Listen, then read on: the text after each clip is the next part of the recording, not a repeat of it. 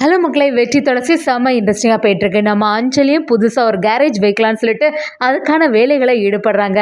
நம்ம சிவராமனும் அதுக்கு உறுதுணையாகவே இருந்துட்டுருக்காங்க.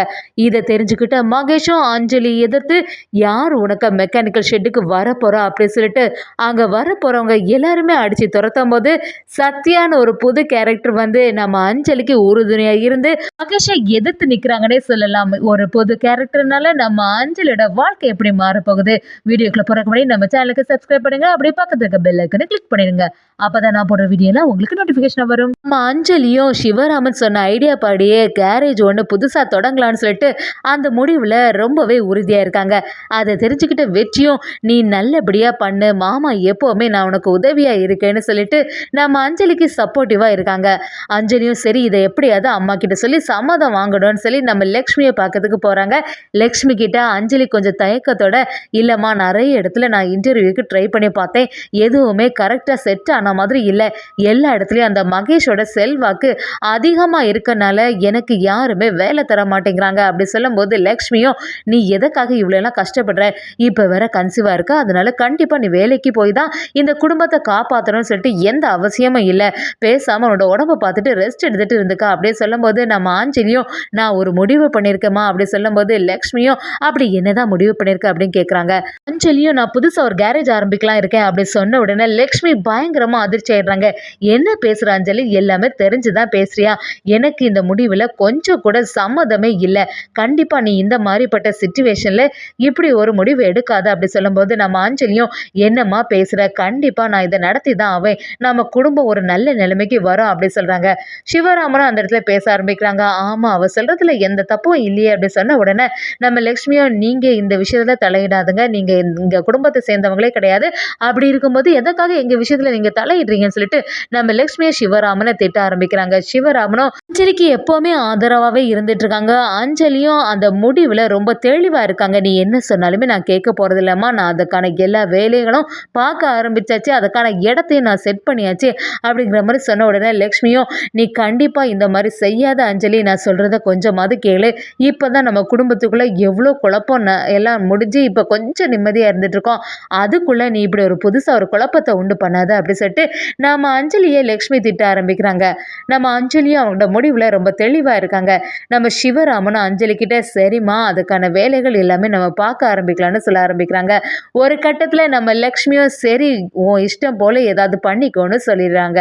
அதே சமயத்தில் நம்ம அஞ்சலியும் ரொம்ப சந்தோஷமாக ஒரு கேரேஜ் ஓப்பன் பண்ணதுக்காக ரெடி ஆகுறாங்க. அந்த இடத்துல பூஜை எல்லாம் நடக்குது.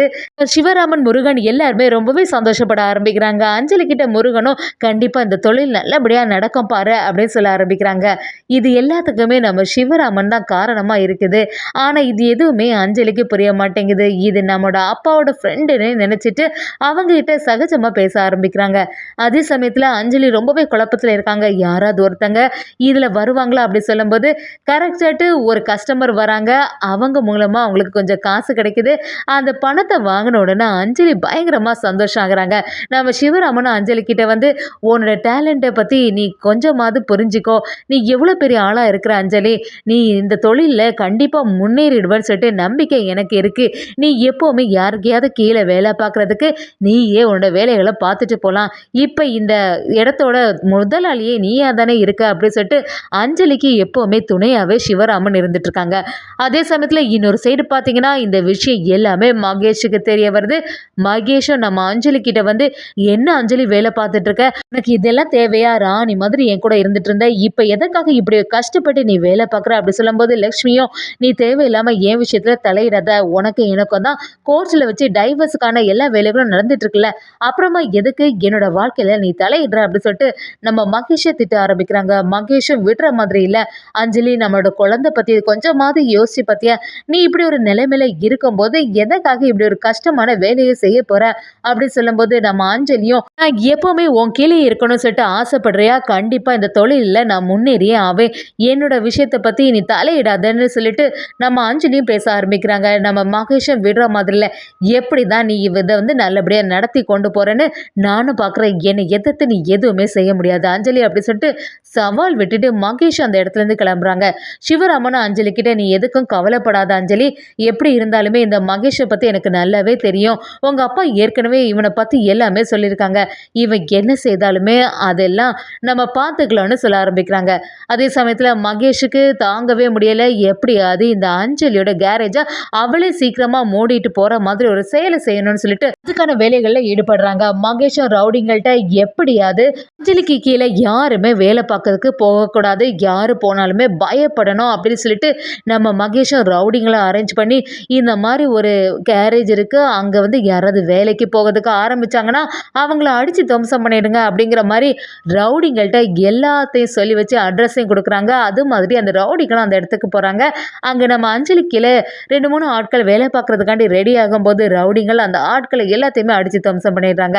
அதே சமயத்துல நம்ம அஞ்சலியும் என்ன யாரையுமே காணல சொல்லிட்டு எதிர்பார்த்துட்டே இருக்கும்போது சிவராமனுக்கு எல்லாம் இந்த விஷயம் தெரிய வருது. இந்த மாதிரி மகேஷ்னால ஒருத்தங்க அடிபட்டு இப்படி இருக்காங்க அப்படிங்கிற எல்லாமே தெரிஞ்ச உடனே நம்ம அஞ்சலி அப்படியே குழம்பி போயிடுறாங்க. இப்போ என்ன செய்யறது, அந்த மகேஷ் என்ன பண்ணாலுமே என்னை விடவே மாட்டேங்கிறான் அப்படின்னு சொல்லிட்டு குழம்பி போய் இருக்கும்போது நம்ம சிவராமனும், நீ எதுக்குமே கவலைப்படாத அஞ்சலி, ஹஸ்பண்ட் மகேஷ்னா அதுக்கு மிஞ்சினமா அவனை எல்லாம் கண்ட்ரோல் பண்ணதுக்கு என்கிட்ட ஒரு ஆள் இருக்கான், அவனுக்கு மிஞ்சின ஆள் அப்படிங்கிற மாதிரி சொல்ல ஆரம்பிக்கிறாங்க. அவன் பேரு சத்யா, கண்டிப்பா அவன் இந்த இடத்துல வந்து வேலை பார்த்து உனக்கும் துணையாவே இருப்பான், எந்த பிரச்சனையும் வரவே செய்யாது. மகேஷ் அப்படியும் தாண்டி இங்க பிரச்சனை பண்ண வந்தாலும் அவன் பார்த்துப்பான் அப்படின்னு சொல்லிட்டு ஒரு புது கேரக்டரை இன்ட்ரோ பண்றாங்க.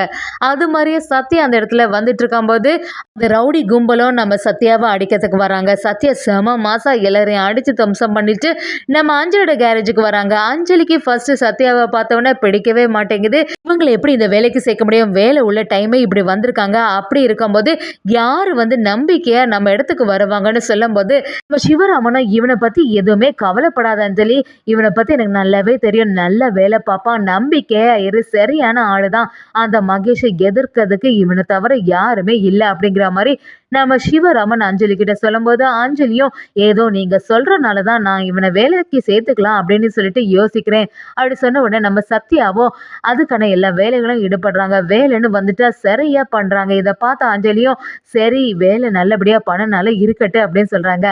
அதே சமயத்துல நம்ம அஞ்சலிக்கும் அந்த இடத்துல ஒர்க் ஷாப்ல நல்லபடியா வேலை நடக்குதுன்னே சொல்லலாம். இன்னொரு சைடு பார்த்தீங்கன்னா வெற்றியை நம்ம அஞ்சலி கிட்டே பேச ஆரம்பிக்கிறாங்க. என்ன அஞ்சலி, கேரேஜ் எல்லாம் ஓப்பன் பண்ண நல்லபடியா இருக்கு அப்படி சொல்லும்போது நம்ம அஞ்சலி, ஆமாம் மாமா எல்லாமே நல்லபடியா இருக்குது, எந்த பிரச்சனையும் இல்லை அப்படின்னு சொல்ல ஆரம்பிக்கிறாங்க. துளசி அஞ்சலி கிட்ட வந்து, என்ன அஞ்சலி மகேஷ் ஏதாவது பிரச்சனை பண்ணானா அப்படின்னு விசாரிக்கும் போது அஞ்சலி நடந்தது எல்லாத்தையும் சொல்லும்போது, புதுசா ஒரு ஆள் இருக்காங்க, அவங்க நம்ம அப்பாவோட ஃப்ரெண்டு தான், அதை அவங்கள இங்க கூட்டிட்டு வந்தாங்க, கண்டிப்பா மகேஷ்னால ஏதாவது பிரச்சனை வந்துன்னா இவங்க பார்த்துப்பாங்கன்னு சொல்லியிருக்காங்க அப்படிங்கிற எல்லா விஷயத்தையும் நம்ம துளசி கிட்ட சொல்லும்போது துளசியும், சரி அஞ்சலி எதுக்கும் நீ கவனமாவே இரு, எனக்கு ஏதோ இதெல்லாம் சரியாவே படலை, எதுக்கும் உன்னோட உடம்பையும் பார்த்துக்க, குழந்தை வேற இருக்குது அப்படின்னு சொல்லிட்டு நம்ம துளசியும் அஞ்சலிக்கு அட்வைஸ் பண்ண ஆரம்பிக்கிறாங்க. ஒரு கட்டத்துல இதெல்லாம் தெரிஞ்சுக்கிட்ட மகேஷ்னால அஞ்சலிக்கு பிரச்சனை வருதுன்னே சொல்லலாம். அதே சமயத்துல நம்ம அஞ்சலியை பாதுகாக்கிறதுக்காண்டி சத்யான்னு ஒரு புது கேரக்டர் இருக்காங்கன்னே சொல்லலாம்.